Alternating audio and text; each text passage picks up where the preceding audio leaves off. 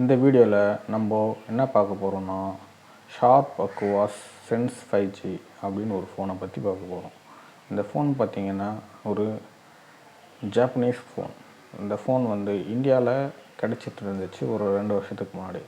இந்த ஃபோன் வந்து demo phones அப்படின்னு சொல்லிட்டு செகண்ட் ஹேண்ட் மார்க்கெட்டில் இந்த ஃபோன்ஸை விற்றுட்டு இருந்தாங்க.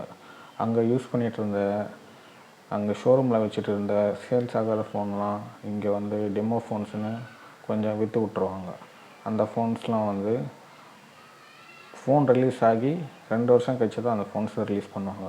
2 வருஷம் கழிச்சு ரிலீஸ் பண்ணும்போது அது ஆல்ரெடி 2 இயர்ஸ் ஓல்டு ஃபோனுன்றதுனால அதில் என்னென்ன பிரச்சனை வரலான்னு பார்த்தீங்கன்னா, ஃபோன் மேனுஃபேக்சர் பண்ணி 2 இயர்ஸ் ஆனதுனால என்ன ஆகி இருக்கும்னா, ஃபோன் யூஸே பண்ணலனாலும் எலக்ட்ரானிக்ஸ் பார்த்திங்கன்னா டிகிரேட் ஆகிட்டே தான் இருக்கும்.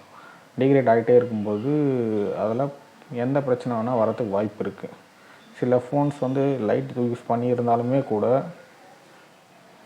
ஆக்சிடெண்ட்லாம் அங்கே எதனா தண்ணி ஊற்றிருக்கலாம், சின்ன சின்ன மைனர் பிரச்சனைகள் வந்திருக்கலாம். அந்த ஃபோன் வந்து யூஸே பண்ணலனாலும் எலக்ட்ரானிக் வந்து டிகிரேட் ஆக தான் செய்யும். டிகிரேட் ஆகும்போது என்ன பார்த்தீங்கன்னா, நீங்கள் 2 வருஷம் ஃபோனை வாங்கும்போது அதை யோசித்து தான் வாங்கியிருக்கணும்.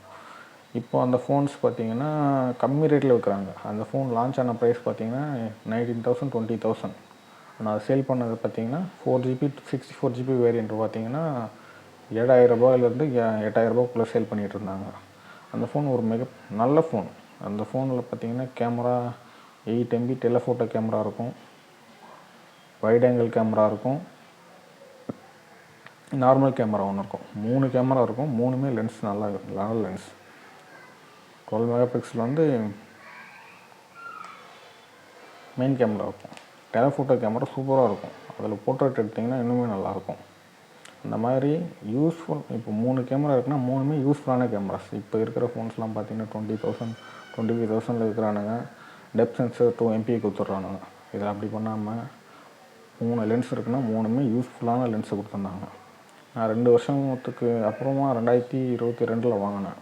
2022 வாங்கினா கூட அந்த ஃபோன் பார்த்திங்கன்னா சூப்பராக இருந்துச்சு. கேமரா எனக்கு ரொம்ப பிடிச்சிருந்துச்சி. அது ஸ்டாக்காக வர கேமரா ஆப்பை யூஸ் பண்ணிங்கன்னா ரொம்ப கேவலமாக இருக்கும். அதில் இருக்கிற கேவலமான சாஃப்ட்வேரை நான் பார்த்ததே இல்லை.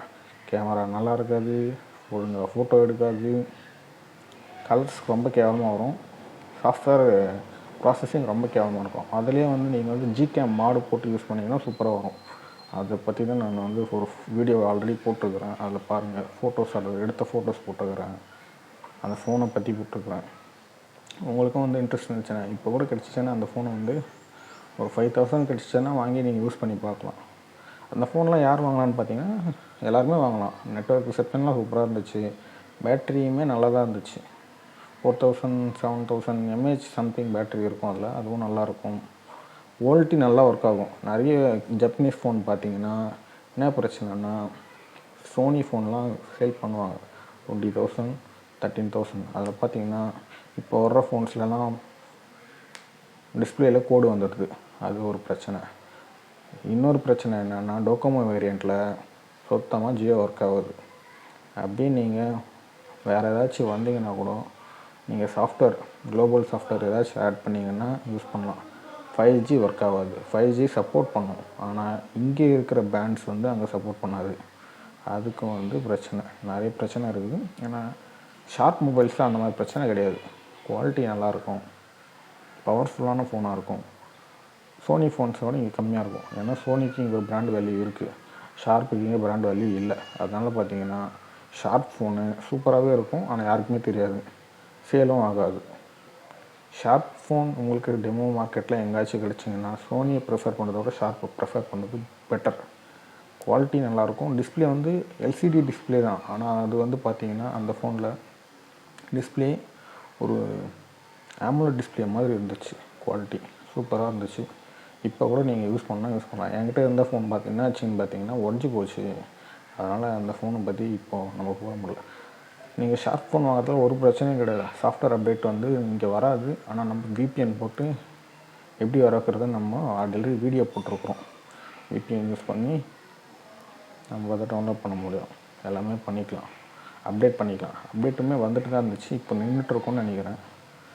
ஆண்ட்ராய்டு 13 அப்டேட் வரைக்கும் வந்துச்சு. 14லாம் வந்துச்சான்னு தெரியல. அதுக்குள்ளே எங்ககிட்ட ஃபோன் வந்து உடஞ்சி போய் டிஸ்பிளே போயிடுச்சு. இப்போ அது அந்த ஃபோன் நான் யூஸ் பண்ணுறதில்ல.